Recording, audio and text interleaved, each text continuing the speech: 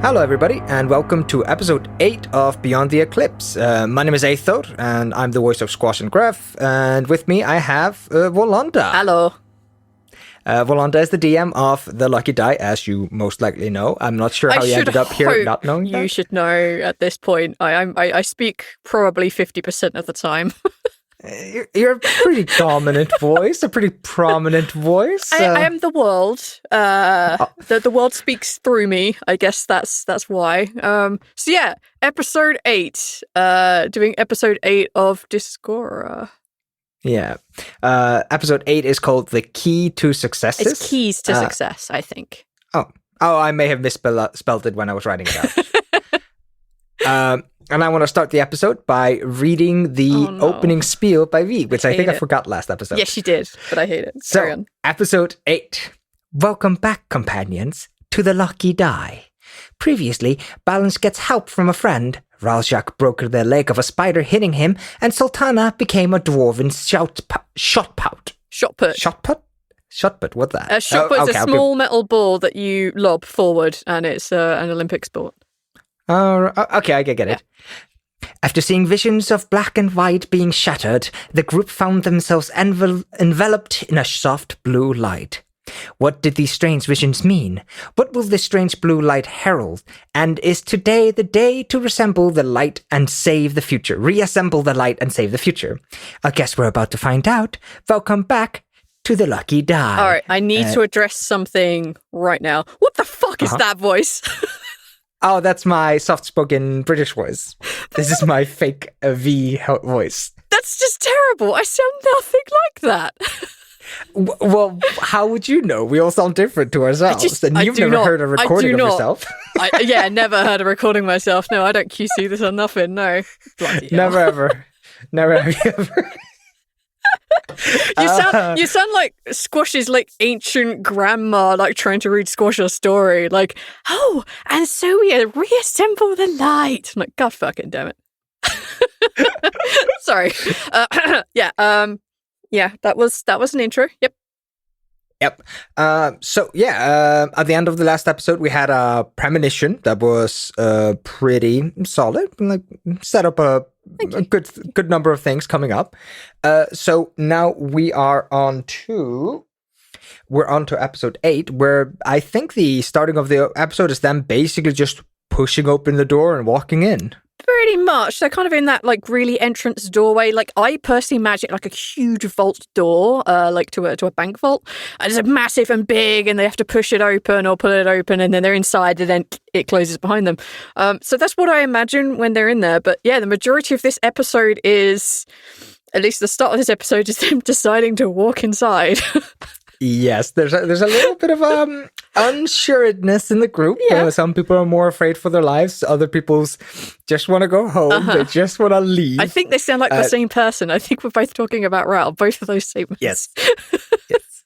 I absolutely adore how skittish Raoul is in these early episodes. He just wants to go home. Aww. But unfortunately for Raoul, he has 2 players who are not going to walk away from the plot with him. Was the phrase that Raoul started using was the brave adventurers, and I started using that everywhere.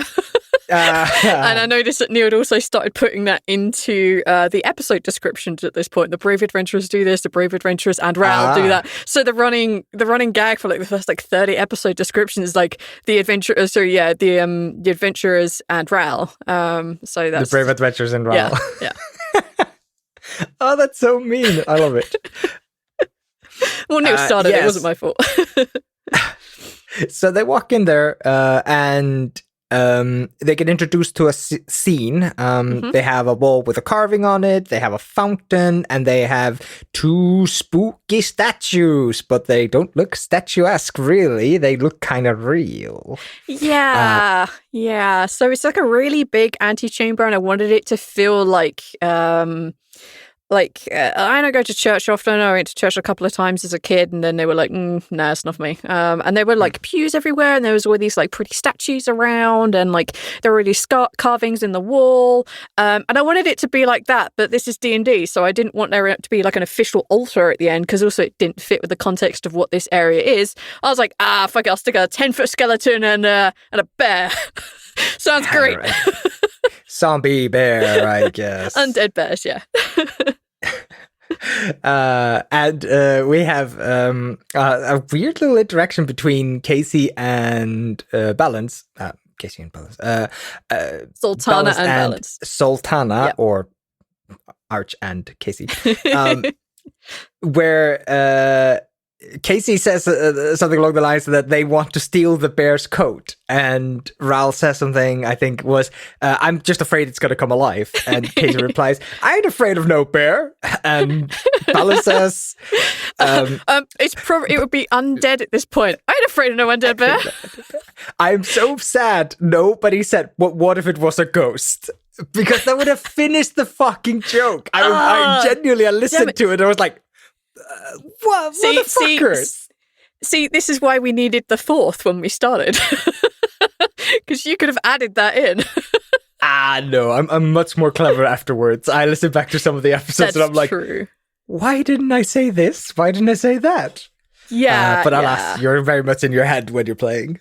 Yeah, very much so. But I'm going to say, like, Casey, Arch, Neil, they're just on effing point this episode. I think this is the beginning of a new recording session, and everyone was just on one, and it was great. Everybody's fresh. You can tell that everybody is fresh. It's that fresh recording, fresh game energy to it, and they're just so on point, and it's so funny. This was a good.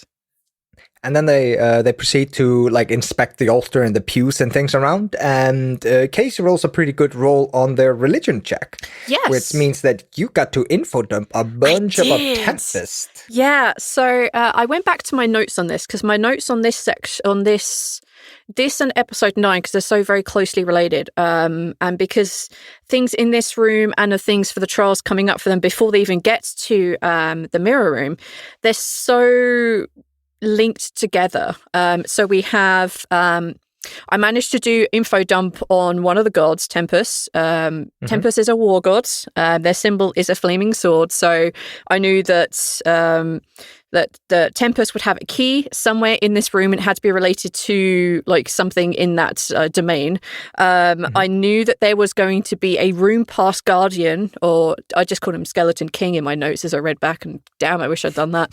That would have been way better than guardian. Well, Skeleton King. I also have a thing about that, but we'll come back to that when we get to it. We need to make a definitive edition of the Lucky Die, the director's edition. Where we this is the director's edition. So I knew that there had to be a god. That god would have a key. That key would relate to a room. That room would relate to a task, and that task would relate to a coin. So all these like 5 points had to be very carefully monitored. So my notes had to be fucking spot on for this. So in my notes, I literally have like skull key, desk with this kind of a trap, room with this kind of a task related to the god, and then the item that comes out of it. So I had to have it all broken up, and that's how my notes are structured. For this section and the following episode, I'm just running off of 3 massive paragraphs, which just breaks down like those bits. We have in here, before my prep for this was, all right, I know that there was going to be a thing. I'd already known that Savras was going to be involved in this jazz because that was important. So Savras would be involved somehow, but I couldn't make him fit into any decent tasks that weren't like, I'm going to tell you your future, boy. And I'm like, no, I can't do that. So that's why Claws and Guardian are there. They're Savras's gift to this situation. I was like, okay, I've got this. Now I need to put together the gods that were essential or a part of how Monarch and how Kells got broken into different pieces. I'm like, okay, then I want to give myself a war god because that makes sense. I want to give myself a death deity because that also makes sense. And damn it, rule of 3. Fuck it. Nature, wild. Oh, even better. Wild nature. Fuck yes, this makes sense. So I had to figure out those 3 gods. So I ended up going with Sylvanus, which is supposed to be a male god of the elven male god of wild nature. And I'm like, fuck it, I'm making them female. hence why one of the statues is what they are later on. We had Tempest, which is a short, angry fighter dude, and I thought works real well as Altana. And then we have Miracle, which comes up quite frequently in the end. And like, I know I kind of wanted a death god to be involved, specifically because I knew the stuff coming up with Ra would mean that I would need a god of death or a deity of death or a goddess of death so that I could resurrect Ama. So I kind of needed all that together. So that's why it all got squished in. So yeah, like the notes for this they're pretty big paragraphs, but all of them relate to those things. And I was really happy that I managed to relay some of that information. I was never going to give it all out. I was never going to say, here are your 3 gods. Not 20 or no, because some of this would be quite obscure and they wouldn't necessarily know most of this. So yeah, and then throughout the game or throughout this particular episode, kept asking different questions in different ways. I'm like, yes, I can do more info dumps. Yeah. They were very good at like poking you for information this episode, and sometimes you played balls, not always. Yeah. And I think they were doing pretty well. I have one question about the antechamber. Yeah. Now, I was listening to this just earlier, and my attention span is fickle. Let's say that. Mm-hmm. At one point, you described a statue, I think, of a female elf holding a slain male dwarf. Yep. Do they interact with that again? Is that the one with the trap in it? That's the one with one of the traps in them. Okay. So the short fighty dude is supposed to be Tempest, and I think the elven female was supposed to be Sylvanas, but that's not really quite how I was intending to use them, and it was kind of more supposed to be like over here on Discora. I'm remembering this now that I'm talking about it. That over here on Discora, that the major factions involved were the elves and the dwarves. Some involvement from some involvement from the gnomes, some involvement from halflings and humans, but not enough to be really like noteworthy. So that's why I had an elf and a dwarf there. But she had pins in her hair, like hairpins, and they were just really sharp, and that was basically the trap there to not do that. All right, so let's go through it. They enter the room, and they don't know it yet, but they're looking for keys. And as they start looking, the outside door closes. Yep. And in the most lackluster way I've ever heard a door close, it just starts closing, and then it clicks. Yeah. And I was just sitting there like, was that door huge? Where's the kathump? Like, well, I was impressed when I was listening back, like, oh, I didn't realize I did my own like sound effects. I'm amazing. Here you are, like shitting all over it. I'm like, I was well impressed I'd done that. I'm sorry, click and kathump have very different meanings when it comes to doors, and I'm going to be. I may not be the Lord of the Doors, but I am going to be pedantic about this. Fine, be pedantic. But that's the sound it made. Maybe Othel, it's a magic door. Then it would have gone whoosh. No. And specifically swirly went sounds. And then click or clank, whatever sounds I made, they were good. I thought they were cool. Fuck you, Othel.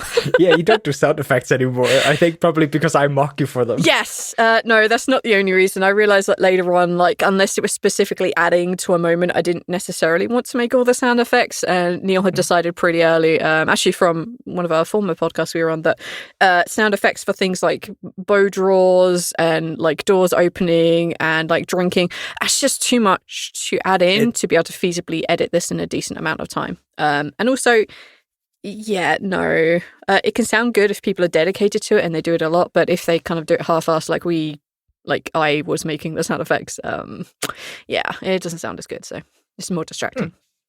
I've heard podcasts where they do that kind of stuff more casually than some of the bigger podcasts out there, and I've always found that it's not bad. Like, just don't use the same door sound effect every time. Don't do the same different Wilhelm screams, please. Yeah. But I've always enjoyed those, but I do recognize like the amount of effort that takes. Like that is making a giant bank of Foley sounds and picking and choosing and and that all adds additionally to the editing time. So it's not also just like, I will drag and drop from here to here. Someone has to find those clips, find when they are in the episode, insert them, and then balance them into the sound mix. Because you don't want everybody having like talking on the same frequency, because that will just sound like trash in your ear. And adding in extra sound effects means a load of extra work with some things like, it's 3 seconds of it's not worth like the extra like maybe hour of work. Like no. No. Hour may be overestimating it, but yes, it is genuinely like finding the sound effect, plonking it in, and QCing it is probably 15 minutes per sound effect. Yeah. And you don't realize it until you've done it yourself. As somebody who has like audio mix little like videos I've made and like added little sound effects and shit, you're like, this guy runs out of the room. I want to have a door slamming sound effect now. 20 minutes later. How did it take me 20 minutes to find a good door slamming? Like, so yeah, Neil was like, "Nah, we're not doing that," and I'm like, "I'm on board. I'm okay with that." But yeah, like after a while, I stopped doing sound effects. I don't know, like the nature of how we did stuff kind of changed, and we were all trying to feel our way through it. Like you can hear the players trying to feel their way through it, but I am too, like massively trying to figure out like what does this group work well with? How do I have to push them? How do I pull them? When do I just sit back and let them talk? And when do I interrupt them with plot because I'm bored? And I'm also at this table. So yeah, like we're all trying to find our feet, and I can hear it, especially in like the early episodes. Yeah, probably between like episodes 1 and like 7 or 8, to be honest. I still hear us trying to find our feet. This is one of them. Yeah. Early, there's a lot more swearing early on. I think we've all like taken a real big step on that. I don't know. I still swear a fair bit. You do, but in characters, and yours, of course, depends on characters. Somebody like Bogrim is going to swear a lot more than Taylor's. Oh, yeah. I have more wholesome characters now. I think the rest of the cast also swears a lot less. I think so, yeah.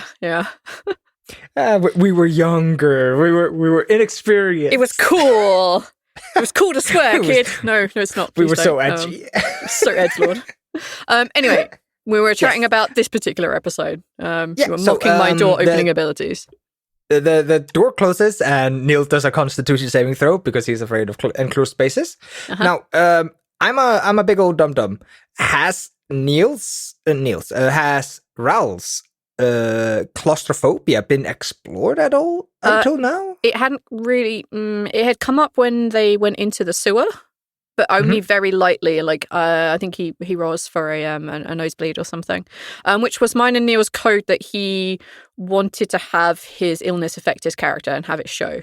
So whenever he's like, "Oh, Raoul gets a nosebleed," that was my cue without him saying, "I'm going to roll a con save," to keep it kind of in sync and to not necessarily immediately give away to the others that he had a sickness. So that was our code. So whenever you hear that in the early episodes, I think it's like the first 15 episodes before we actually touch on the claustrophobia for him.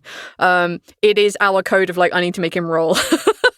Like that was our code until we like actually got into that was like our claustrophobia key. So yeah, like until that we hadn't really come across it so much. Okay, I think in my head I remember where the claustrophobia comes and when it's explained, but I'm not incorrect. It has been explored in story, right? Kind of, but I think it was just a let's roll. I don't think it really came up. We properly really go into it. I think it's episode 13, 14 or 15, something along those lines. I think when they're traveling down I think the other side of 20 is where they're traveling down the river and they're sharing tales of misery and woe. And I got to sit back for literally an entire session and do nothing other than respond to their backstory things that they were making up on the fly. I'm like, oh, Jesus Christ, this is hard, but really fun because I now get to save all my prep for another day. All right, yeah. So we'll get to Raoul's claustrophobia when it comes up. Yeah. I just wanted to make sure I wasn't misremembering, and it does come up. It does, yeah. All right, so we have Laffian rush a desk and start rattling every single drawer that Laffian can get his hands on. Yeah. This is one of my favorite bits because it is one of those like I'm the best, and then immediately someone rolls the opposite, and I'm like, oh. It's heartbreaking. Dude. Roll 20 was such a dick to Arch, especially in the early days. Now, like the bonuses are much higher. It's a lot harder to fail. But that comes with having higher levels, and as you would expect. But yeah, these. So I believe that someone rolled an investigation or a perception or something, and they looked around and saw that there were 3 places in this room that were glowing. I hadn't intended that. That's not in my notes. I just wanted to give them a hand when somebody said, I want information. I'm like, I don't know what the fuck TV. They glow slightly. Nailed it. Mm-hmm. So the glows seem to be leading them to the keys. And the first one is in the desk. Balance at this point, proceeds to empty out every single drawer he can find. He finds you being cheeky as you are, he gets a black key and he's like, oh, this is interesting. Puts it in the pocket and like, all right, I'm going to check out the rest of the drawers. And you're like, okay, there's nothing in them. Oh, I checked the bottom. There's nothing there. Okay, I checked the other drawer. There's nothing in it. I checked the bottom. Oh, it's a false bottom. Oh, I opened up. There's nothing in there. I could hear the like parent mode of like, stop it. You've gotten what you needed from the desk. Stop clicking on it. Yeah, it kind of was. I think at that point, it's like, I don't want to say no to checking this out, but I don't know how many ways I can say you finished with the desk without breaking the meta of like, You've checked the desk, yes. There's nothing in it. And even though I'd said that, I was still wanting to check. I'm like, all right, I have to do something. I just need to make it really clear there's nothing in this desk. I think Casey throws in, check the bottom of the false bottom to see if there's another false bottom. Yeah, I think this is before like Inception the movie had come out. So otherwise, because I like listening back earlier, I was like, oh, why didn't someone just call that an Inception? Oh wait, I don't think that had come out then. Yeah, I have a feeling it had, and I think it was already old at that point. It might have been really old. It might have been that it hadn't fallen into any of our consciousness, because like saying something has been in Inception, like it was really big at the time and then disappeared, but has just creeped back into our culture now. Yeah. So yeah, I was like, Then we have Casey over checking out the statue, and they find the key, but they find that it's obviously booby-trapped. Yeah. And that's around the same time. No, it was before that Ral is kind of panicking and trying to figure out a way out, and he finds a door, and you like very coyly tell Ral like, there's no keyhole. And then Casey found another key, and I was laughing so hard inside myself because I can hear Neil like blood pressure go up as he's like, motherfucker, there is no keyhole. Stop finding keys and go find keyholes. Like I can tell that's what he's thinking. I think very entertaining. That interaction in the antechamber is probably one of my favourites from the early part of our show, because they're just having such fun, and Neil is having such fun being a chaos monster, and like I just want to leave. Archer's having a great time just like leading the team and pushing them forward and exploring plot, and Casey's just on fucking point, and they're so fucking funny. Like the obvious witticism sticking very strongly to Sultana's like religious vibe that they have going at the time, and then just like still, fuck it, I'm the Lord of the Doors. I ain't scared of no undead bed. Like Casey's just a wild force of their own. But yeah, like this little area, I'd say I had like 3 paragraphs. Nothing was really written much about this room other than specific objects in here, and obviously Claws and Guardian. But other than that, it really wasn't a lot of prep, and I just let them go, and they seem to have so much fun, and I enjoyed this a lot. This was fun on the other side of the screen. Yeah, you can definitely tell that Casey is having fun in this session. Yes. They're very much, like you said earlier, on point. Yeah. We have Balance getting 2 vials out of a desk. Yes. Are these the vials that get referenced much later? The vials. And they were put in there because they kept looking for shit. I'm like, I'm just going to give you something and I'll deal with the consequences later. Stop looking at the fucking desk. So I have to ask, at this moment, you have been forced to give Balance 2 vials. You have been forced to give Arch 2 vials. Well, I wasn't exactly forced, but I really wanted them to stop looking at the desk. I was going to, like, come on, no. So yeah, like these vials came out of desperation. I didn't know what was in them. I was just going to figure it out later on. Yeah, and they come in hard later on. Yeah, they do.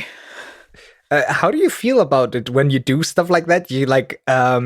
You make a carefully constructed scenario that comes up later, and we start pulling out bullshit you didn't even remember you put down to try to save ourselves out of these situations. Do you get like a God damn it, past V? Why did you give them this? Actually, rarely, because I actually say in this episode, and it still holds true even now. you guys are my plot twists. Like, I can drop as many plot twists and backstabbing and, like, you know, glorious moments and, like, hoorays and tears. Like, I can drop as many of those in much plot twisty ways as possible. You folks give that to me. So when Pass V has given you a vial, which, you know, an hour after writing it down, I carefully note in the region, grab D12s, do damage. Like... Future V will probably have forgotten that, but the V that is at the table when Arch comes out with, like, the vial and throws it at people, I'm like, oh, this is genius.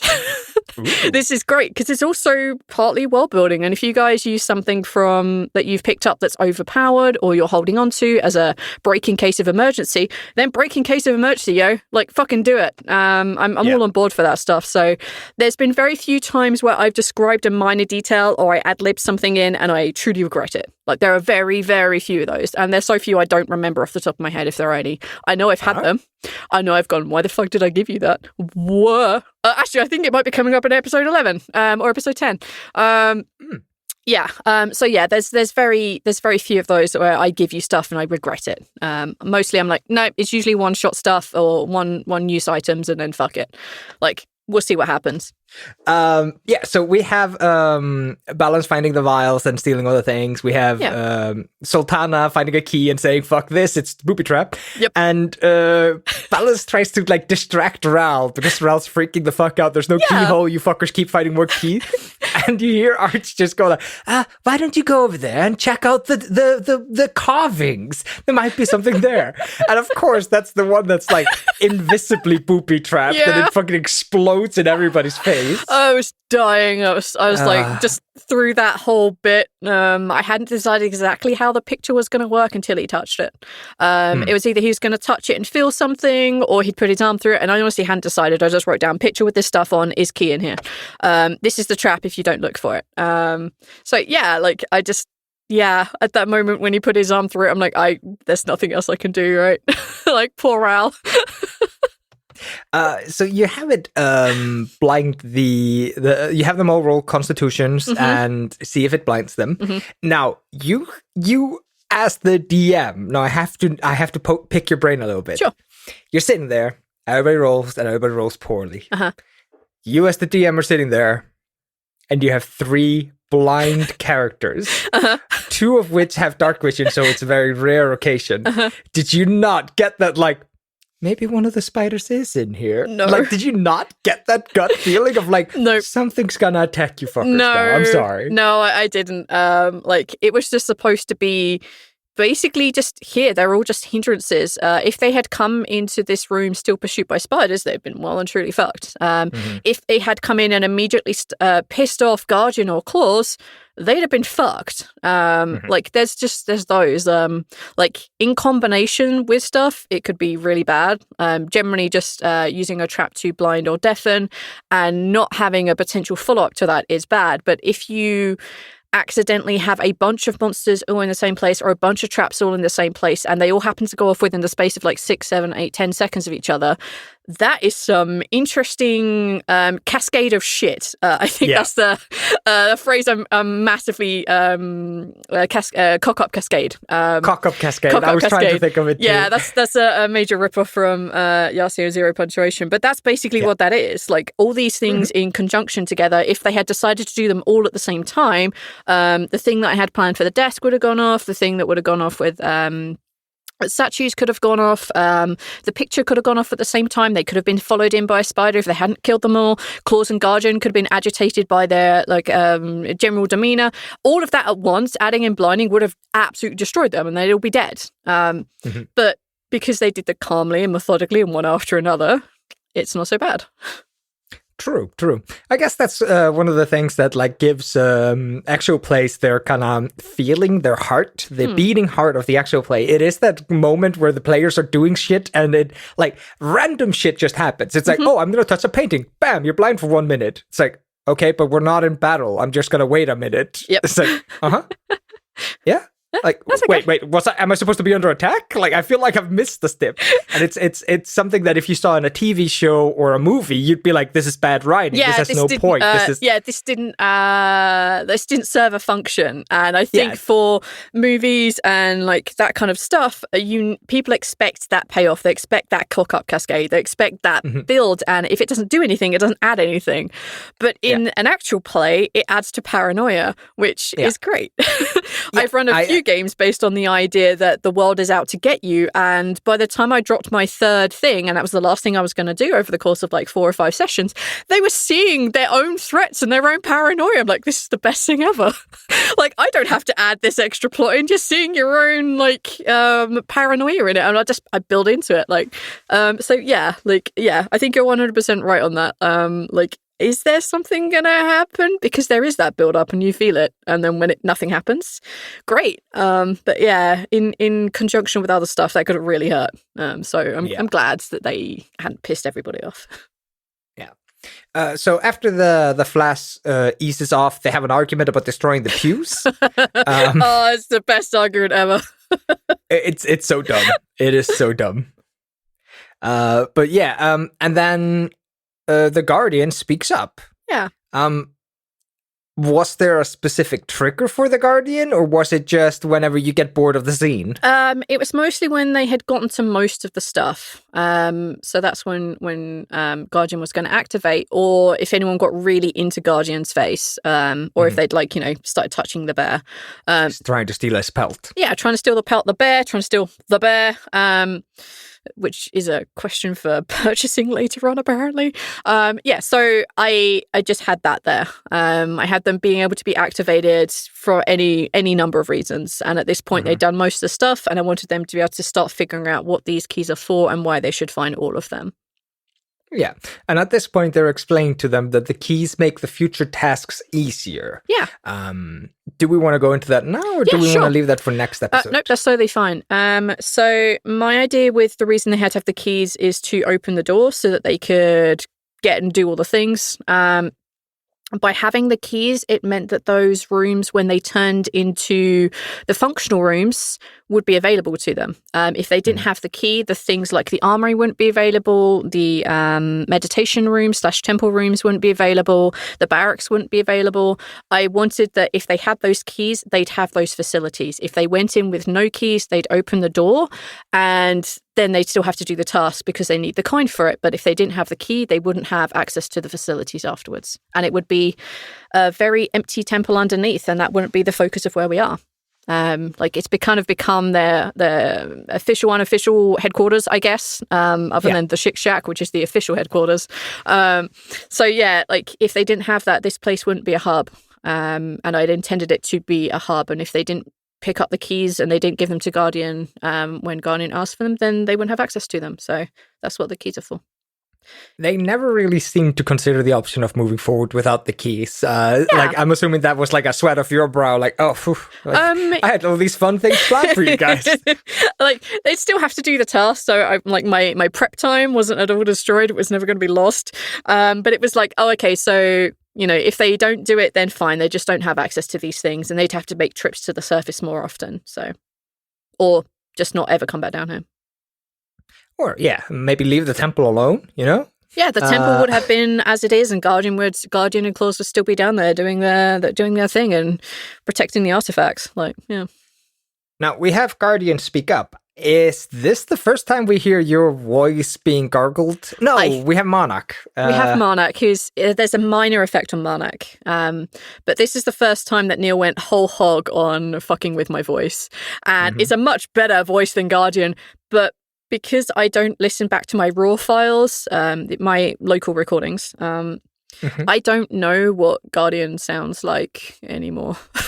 Yeah. I have no idea. However, Claws, I still know, because Claws is just a bear, and I have a very stable bear-related soundtrack in my brain, so I'm able to replicate Claws' groans and cries, so it's really easy. But Guardian's really tough, and so is Spectre, because they were so heavily modulated, I have no idea where they started. And I could just go back and listen to the raw file, but that's such a mess of stuff. I'm like, I don't want to do that, so... But yeah, this is the first time it's heavily done, and I was I was laughing so hard when I'd heard what he'd done to Guardian and to Claws. I was dying. That was great.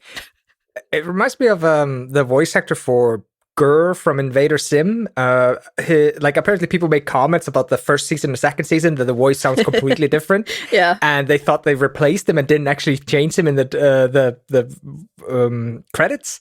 And it turned out no, he had listened and watched the entire first season and forgotten the voice he did, and the entire modulation he started emulating it, so his voice got even higher and weirder. That's hilarious. So I'm imagining that with you in Guardians. Yeah, that happens with a couple of characters actually, especially ones that are heavily modulated. Guardian, I struggle a lot with Spectre. I have no idea what his original voice sounds like, and I don't even know if I get anywhere close to it these days. They're hard ones for me to do. Characters that we haven't met in a long time, or one-off incidental characters, I don't know. I don't, for example, remember what Squash's parents sound like. We recorded episodes about them fairly recently, and we recorded episodes about them fairly recently before that too, and I don't remember. I don't honestly remember what they sound like. It wouldn't be human to remember them all. Let's just be very fair. Yeah. We have probably somewhere in the ballpark of 100 speaking NPCs in this world. Yes. So Counting. Looking through the Patreon name list, I've used 98, and I know that 2 of those are non-speaking character roles. Okay. We have... Speaking of names, we have Balance asking the Guardian, "Hey, what's your name?" And the Guardian I don't even remember buddy, stop asking me difficult questions. I ain't got time for this. Were you in that moment shit? Yes. I'm not gonna lie, I didn't have a name written down. I just had Skeleton King, and I'd gotten used to kind of this point of them never asking who anyone is called. And that is a pretty traditional role-playing thing, is you just forget to ask somebody their name. You "Oi, give me this information." "Oh, wait, what was your name again?" We do that a lot, and that's also not supernatural, but also when you meet someone for the first time, you often just introduce yourself, but often folks don't. We kind of forget, especially in RPGs. So, it was a case of Guardian never had a name. Guardian's name was down as Skeleton King, and that's the name I have down there. And when I was running it, I forgot to look at my notes, so I forgot to say Skeleton King. I just said, "Crap, Guardian, nailed it, me." And then Claws was always Claws. Claws is always in my notes as Claws. That's simple enough. Yeah. All I can say is release the Skeleton King cut. That's really... So we have... Guardian speak up. He explains the situation. Give me the keys and I'll make your tasks a little bit easier. Or that will simplify your... It will make your future tasks easier, yeah. I wasn't actually referring to the ones that immediately came afterwards. And we have Claws grunt 2 or 3 times. I love Claws. But then we proceed to just... find they just rip the key out of the statue eventually. The solution to that is genuinely genius. I'm like, fuck. They did good. It was genuinely good. I'm like, all right, I'm on this. I know deck save, you can't actually negate the damage down at all, but fuck it. This is genuinely genius. I love it. That was a good solve. I'm glad they went back to get it. It's good. Yeah. You have the entire room bully Balance for getting fucked a little bit. Yeah. No bully Balance. No bully Balance. Yeah. Actually, I want to talk about something that came up in the when I was looking through the desk. Did a really low investigation roll. Yes. Now, there are kind of 2 different ways of approaching low rolls. Especially investigation rolls or insight rolls or perception rolls. One is a low roll means you don't know anything, you're not sure. And the other way to approach it is the DM can decide what you know at that level. A 1 could mean that I outright lie to you and tell you false information. And the other side of that is you have no idea. This is what you suspect, but your character also knows you don't know. I don't mind if it's below 10 GMs lying to me. I have no problem with that whatsoever. But that's not how our table wanted to run. Our table specifically did not want to have nat ones on combat to be dropping weapons and anything that leaves you in a bad situation, because that sucks. And why would you do that once every 20 times? Drop your goddamn sword. I don't know, guys. You strike a lot. And I don't mind either, to be honest.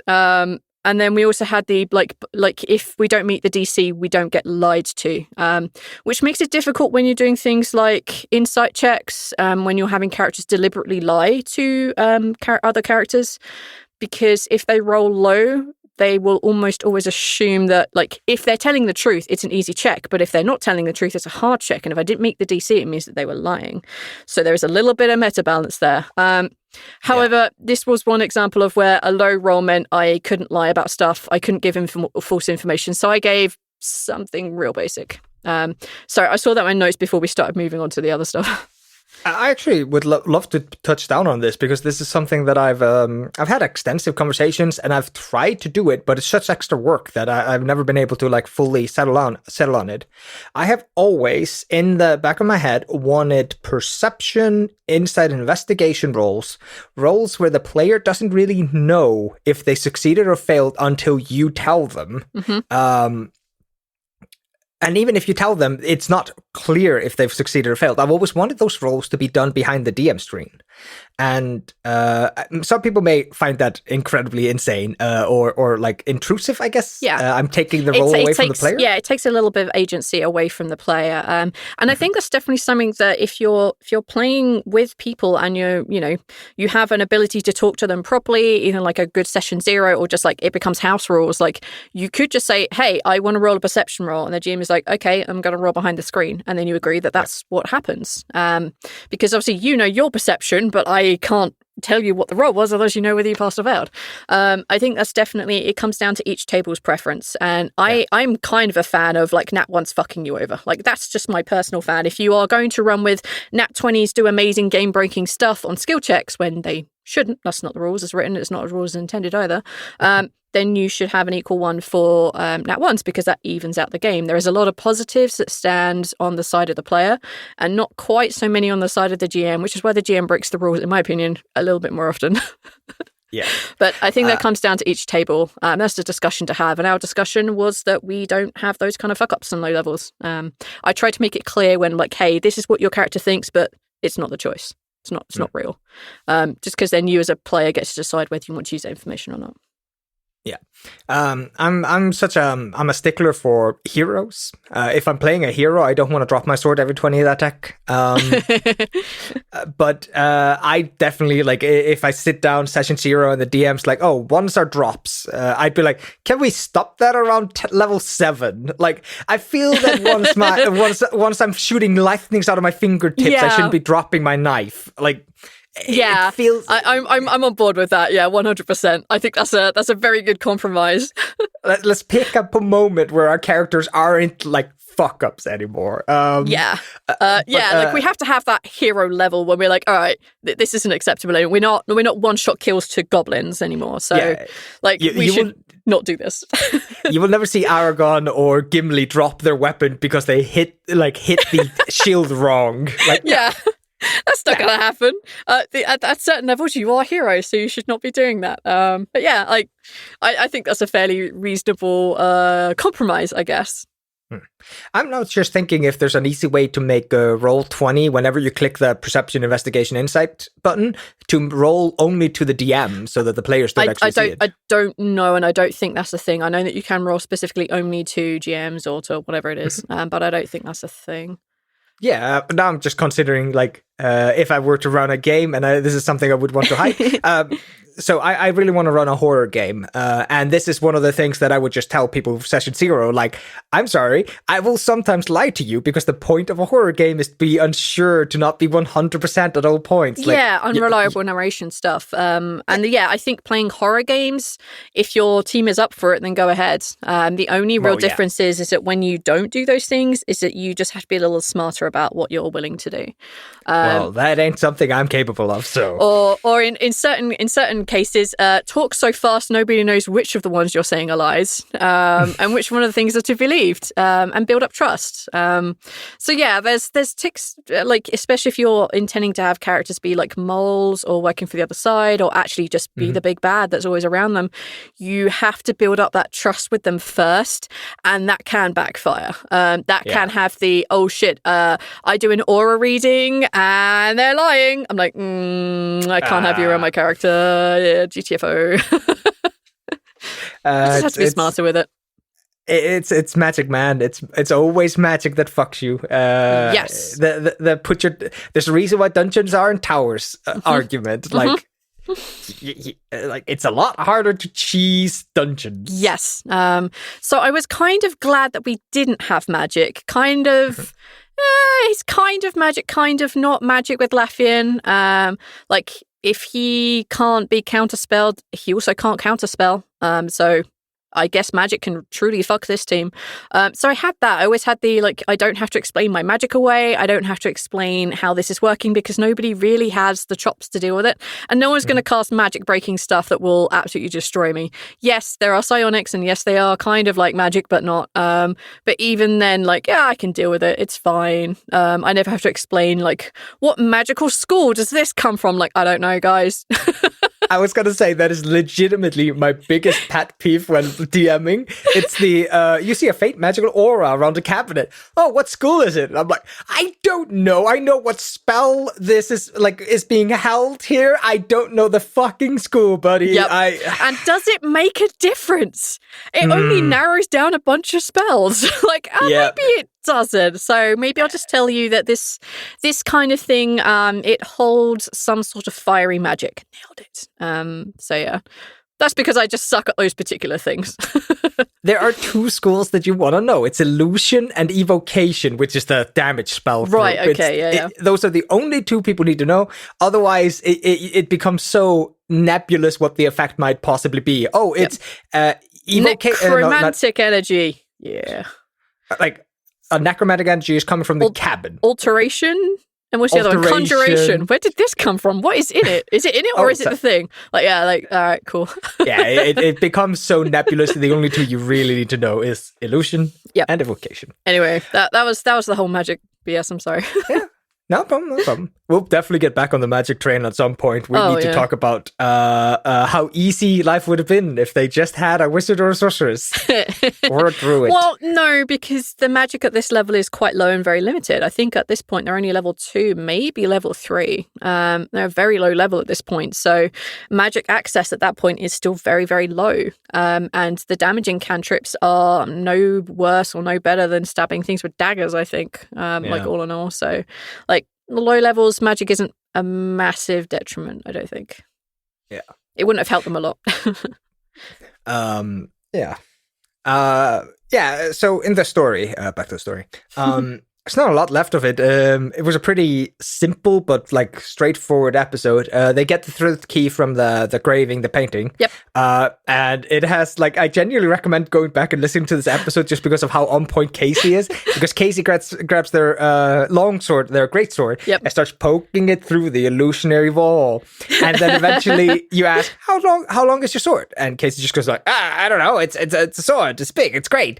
And you say something like 4'3" or 5'2" or something like that. Yeah, Casey just goes, it's longer than me? They sound so hurt. They sound so genuinely, like, bothered by this. Like, what? How could you? I would never walk around with a sword bigger than me. I remember that. That was that's a bloody funny. Yeah, but yeah, they poke their sword into the wall and the key falls out. They grab the key and they present the keys to the Guardian. Yep. And at that point, the Guardian steps aside, I think. I think the Guardian takes the keys and then steps aside, I think. And then they get ready to enter the next area. Now, you have admitted this before. You do not have stats for the Guardian or Claws at this point. No. I went back through my notes. I don't have... Let me check. So I have my notes, like, because I say they were quite intense, so I knew. This is a large skeleton, 10 feet tall, and a 6-foot tall undead bear. Yep, that's it. Okay. His master is Savras. He is awake because Savras is not. That's the notes I have. Yeah, that's it. That's the whole notes I have for Claws and Guardian. Okay, that kills a lot of questions I just thought of. Cool. Well, that's the thing. Especially like here at this point, and I still do it now because I remember prep better and I work better if I've done my prep like maybe an hour or two before we play. And at this point, I was always up to the line. Sometimes I've done prep like months ahead in advance just because they're big plot points and I'm thinking about them. But the minutiae usually comes down to like, within an hour of playtime or something like that. I did that recently where I wrote a bunch of notes and I was ready to go and then recording got delayed and then it came back 2 weeks and I fucked everything up. So I don't know how to deal with this anymore. But at this point it was written down and I had in my mind, there is a skeleton, there is an undead bear. The undead bear is called Claws. They will activate when they get pissed off, annoyed, if they have all the keys or are about to get all their keys, stuff like that. So a lot of this notes that I have down there are just reminding me of the notes that I had mentally prepared before we'd started playing. So my notes are definitely not good enough to be used as modules or interactions for stuff like, how does this trap work? I don't know. They just remind me of the trap that I was going to have. It's like shorthand. If I write out a paragraph and exactly how the picture frame worked, I would go insane trying to read it in the middle of talking, because I'd throw myself off. You can hear it whenever I write actual dialogue, I get thrown off reading it versus just improvising around it. So a lot of these just serve as reminders. That's kind of all that's really on there. Yeah. But the thing is, looking back at this, I now very much remember what was going on in my brain when I was doing this. So I might have the answers, they're just not written down. All right, then I guess the real first question I have is, who was the Guardian thousands of years ago? I don't know. Yeah, okay. That was not in your head. Yeah, I didn't know. I just wanted there to be a 10-foot skeleton king, and he was going to be from Savras. Had you decided if he was a druid and that's why he had a bear, or did he have a bear just because you wanted there to be a zombie bear? I decided he was going to be a ranger. Ranger, not druid. Sorry. Yeah. All right. We actually did skip past one note I have before we sign out. Mm-hmm. I think this is the first time the age of the Dragonborns is brought up. The fact that they are quite a young race. Possibly, yeah. Because I knew that the Skeleton King had come from Savras 5,000 years ago when they had put this together, when the gods had pulled this place apart, and when the elves and the dwarves and all the other races had built this area. Not that I knew at the time of writing that the dwarves had built the area. But no, I decided that this was from then, so he would not recognize Ral at all. There'd be no way he'd recognize a completely new race. So yeah, this might be the very first time, I think. I'm pretty sure we've gone into it a little bit. You decided that the Dragonborns were a young race because you didn't want them on the island? On the main race? I didn't want to play with them. I decided that the Dragonborn were going, their entire... Because Neil come to me and said, hey, I want to play a Dragonborn. I'm like, all right, then I guess I'll have to properly flesh out their story rather than... Yep, they fight against Marnak and Kells to make sure that they aren't total douchebags when they come back after they're reassigned. Great, perfect, moving on with my life. There's a dragon there because we have to have at least one dragon in this world. Fuck it. And then Neil was like, I want to be a Dragonborn. I'm like, shit, I need to write stuff. So yeah, that's kind of why there was more Dragonborn information out there. But yeah, that they're on that island because I didn't want to, and I think I mentioned this before, I kind of suck at this whole lore Wizards of the Coast thing. I don't know much about it. I still don't know. I fuck a lot of shit up because I don't know, haven't read it, and I probably won't ever. So for me, I'm like, all right, this is what the Dragonborn lore is, so this is why these people wouldn't know shit. You hit a strange button with me when it comes to your treatment of the lore, and it's my particular way of thinking that kind of bumps against yours in this case. And it is the I'm going to take something mostly fleshed out, something that I know vaguely about, and I'm going to take it and change it slightly so it fits my world. And I'm like, yes, please do. I love this. I love when people take stuff and make it their own. The problem that I have is I never know where your knowledge of the thing ends and where your improvisation starts, or where your knowledge of the thing didn't end, but you decided to improv around it because you didn't want to deal with whatever that was. So in the case of the three tier The three gods. It's a Tyr, the god of suffering. Tyr, Ilmater, and Torm. Yeah, Tyr, Ilmater, and Torm. Thank you. I almost said Ilmater, but I thought it was wrong. The fact that they three are kind of conjoined into a triad, I think, is Wizard of the Coast stuff. Yep, it is 100%. And that came about solely because... I think I mentioned this before. Damaz and Demi are an insert from a former campaign that ended shit. It was really bad. And me and Thirsty were really into those characters and we had a lot of fun with them. And I'm like, all right, I'm going to give them some sort of an out. So we'll insert characters loosely based around them. Demi was never at all organised or in charge of anything. She was not a good teacher and she always stayed 1 inch behind her brother just to piss him off. Vastly changed. So Damaz was a paladin of Torm. And that's why he's a paladin of Torm now. I'm like, okay, I'm going to bring that in. And then we have, like, I can keep that triad together. And then Casey sent a message like, I want to be part of Tyr. I'm like, this is even better. Yes, I can keep that triad together. So I can keep that as a thing in here. And then when I was talking with Thirsty, when we were chatting, I asked for his help on, all right, now I'm actually killing off more than one god. And this seems to be going somewhere. What order do you think we should kill gods off in? And we sat down and chatted about it. And eventually we settled that, you know, at some point, the god of self-sacrifice needs to die. Like, that just has to be a thing, and that's of the three. That can't happen soon in the line of, like, in the order of assassination, because that's a really big god to take on very, very, very early, and Kells and co may not necessarily have that power.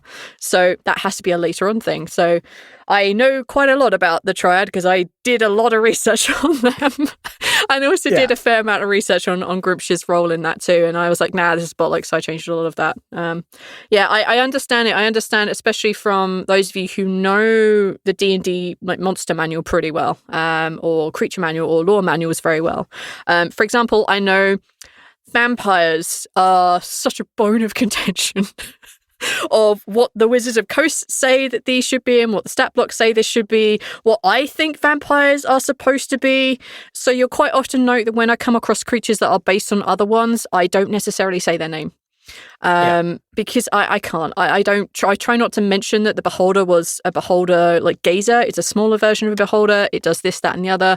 But it allowed me to fuck with certain things. And it also, if you don't know any D&D at all, you're not suddenly like, what the hell is a Beholder? What does that look like? Because it forces me to describe it. So I try and avoid using names when possible. And if you decide this is a Demogorgon, then you've decided this is a Demogorgon, my friend. But just note that's probably what it might be called in our world, but that may not be true. Yeah. Like its particulars may be slightly different. Classic monsters, like, and I'm talking vampires, things that are in like the world lore, like our world lore, like vampires and werewolves and shite. I don't mess with them too much beyond the preconceptions because you should be able to kill. What are they called? Werewolves with silver, and it should only be the 3 nights of the full moon. Like, no, don't transform in the middle of that. I'm not messing with that shit. Oh, yeah. No, and this is exactly what I'm talking about. Like, you've painted a pretty easy picture for me to like kind of grab onto. It is that. It is the like, to me, werewolves are vulnerable to silver, and D&D is like, no, werewolves are also vulnerable to silver and all magic. Yeah, it's basically just immune to normal weapons, and you're like, I don't know what the fuck that means to me, but yeah. So you just move on, and it leaves, in this case, where there is real world lore, Wizard of the Coast lore, and now V lore. It leaves you with a little bit of a like, okay, I have to kind of pick and choose, and I have to listen to V, and I have to try to figure out where V has decided to cut the Wizard of the Coast and cut the real world to make their own. The problem comes when you have things that are inherently Wizard of Coast, like completely and utterly made by them. Also, I could fuck with it if I don't tell you what it is. And it also kind of, to me at least, helps that, to me at least, it helps that meta balance that players have to do. Like, I know all about this creature, and I could hear you getting more and more annoyed because you'd figured out what this creature was. And I'm like, this is great. But you then didn't have to bounce around the information that you know because you know that I fuck with it. So, yeah. All right. And I think that's a perfectly fine way to place to end it off. See, I don't know if it is because I have some other things. Oh, shoot. I make reference to that Kissy talks. Laffin tries to taste the potion and figure out what it is. And this was a very new thing to me. I'm like, this is a thing in D&D? Yeah, sure, great. Sounds like a thing in D&D. Sure, fuck it, go for it. Sounds legit. I'm all over it. And then I was trying to describe the taste of it, and I think I described it as when you accidentally put salt in your cereal. And that had happened to me a couple of weeks before this recording, which is why I'd remembered it. And listening back to this episode, I'm like, yeah, now I remember why I said that. That was gross. It was a lot of salt, and it was really grim. How much sugar do you put on your cereal? Well, I was like, oh, this sugar's a bit fine and normal. I'll just put a little bit more in. Oh, did I get powdered sugar? Yeah, kind of. It was my dumb fault. I was really tired. I usually am in the morning, so yeah, there was that. I mentioned at this point that the being held here has many names. He doesn't know them exactly because that was the intent.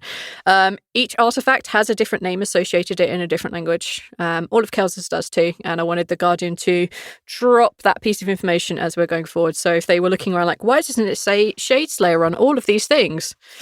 Because everybody's language is different and beautiful. Beautiful-ish. And claws. I want to talk about claws. Okay. Please, regale me. The origin of claws. Claws OG.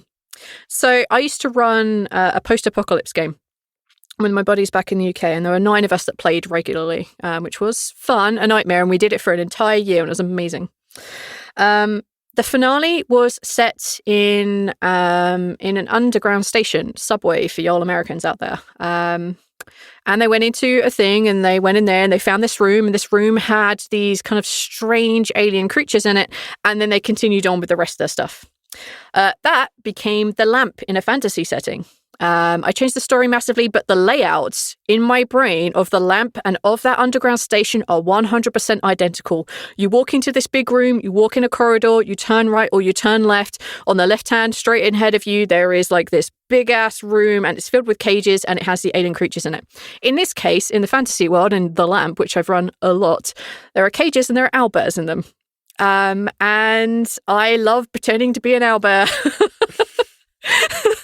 I love that physicality because I used to run the lamp a lot physically, in the real world. And obviously the subway game that I played was also in the real world. And I love doing those motions. I love like leaning over the table and roaring at people like I do the whole fucking thing.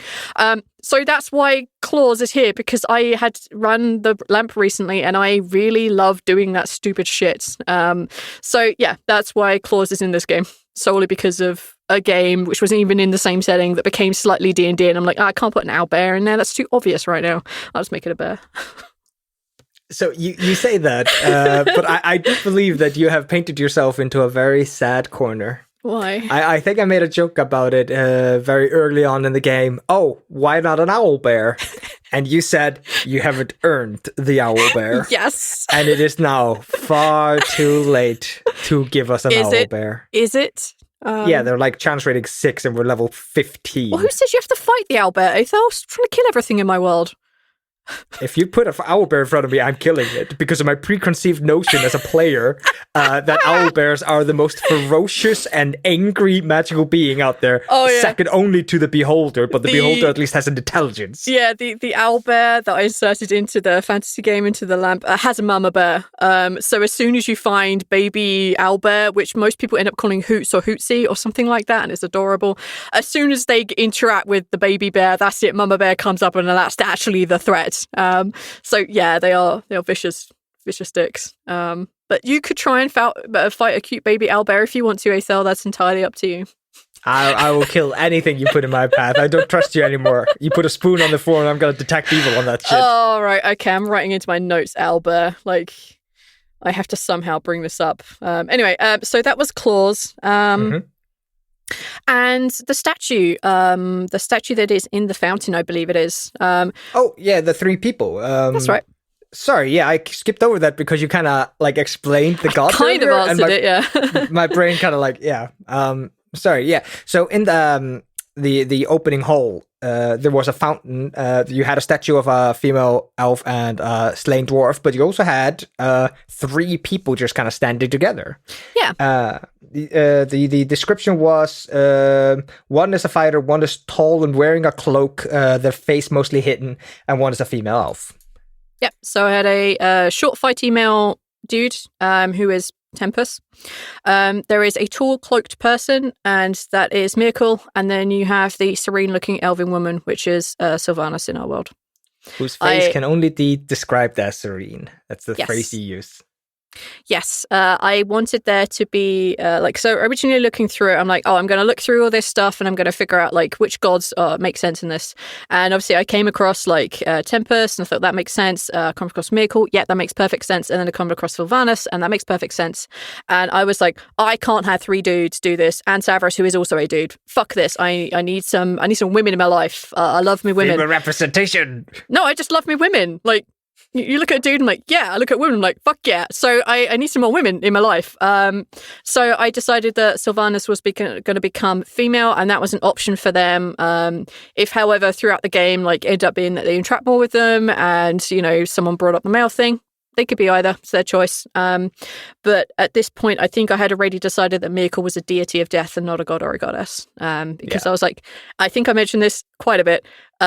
Death, I think, in my opinion, is non-binary. Like, I don't think it should matter. I don't know. It seems to come after us dudes pretty harshly, so... I mean, yeah. I mean, we're really doing dumb shit, inviting the danger home, but... Yeah, I personally really love the idea that if women bring you into this world, women should take you out. And I think that, like, gender... and I don't know where I read that. I don't know where I read that death should be a woman, and I'm so annoyed because I can't find the source of it. But I really like that idea. However, as I was developing this, like, whole story and working on the original triad, working on, like, the 4 gods who are actually responsible for breaking apart those, I was like, I can't have this. I can't have this, like, mix of stuff. I think I have to take away from what I think, and I think I need to make, like, Miracle non-binary. I think I need to make them an MB. So that's why they became what they are. I think I do a good job at staying with it. We will tell when we hit episode 9. We'll find out when we listen. All right. Do you have any other notes? Only that everybody going off in their own direction at the same time was a nightmare. Oh, I thought that would have been a boon because then you didn't have to worry about all 3 of them touching the same thing at the same time. Yeah, but it's also a pain in the dick. Splitting the party is never great as a GM because you're trying to figure out who the fuck to focus on and in what order, even if they do happen all at the same time. No, it was fine. We figured it out. We had everything together. I think that's it for me. I think. All right. Then I'll just, I guess, jump into the outro. Thank you, everybody, for listening to episode 8. Episode 9 should come out in about a month's time, depending on our schedules allowing. If not, soon. Sorry, it will come out soon. TM, soon. Soon. If you enjoyed Beyond the Eclipse, consider becoming a patron. We have Patreon goals for more Beyond the Eclipse, and eventually they will become monthly if we hit high enough numbers to excuse it. What's the word I'm looking for? So every, I think, 10, 15 or 20 patrons, we're going to do another set of Beyond the Eclipse, which are 2 episodes. So that's kind of the plan for that. And at some point when we think the amount of patrons, the amount of Beyond the Eclipse is ridiculous, then we'll probably just keep doing it. Yeah. At least until I'm like, I genuinely have enough of this, like, weirdness. This is so strange to me. But y'all seem to enjoy it, ? So go ahead. And also, if you have any, like, specific questions for episode 9 or for episode 10, shoot a message to Aethel. You can do it on Twitter. You can do it on the Discord. You can email us at theluckydivepodcast.com. You can do all of those cool things. So if we get to a good amount, then we'll probably keep doing this until I'm like, I can't do this anymore. I'm losing my mind. Feel free to send me the message anywhere you can, or even into the email, theluckydivepodcast@gmail.com. I'll sort it out and grab it myself. If you want to listen to more TLD stuff, we have a YouTube, we have a Libsyn, we have all the good things. You can listen to all of it everywhere. I don't think there's anything really else to shout out. So I don't think so. I think that's mostly it. Just go listen to some cool shows and leave reviews for them. Not just us, but everyone. It helps everyone. Go ahead, do it, please. Next episode will probably be post-Christmas, so I guess it's just happy holidays and have a fantastic week and month. Yep. Bye. Bye.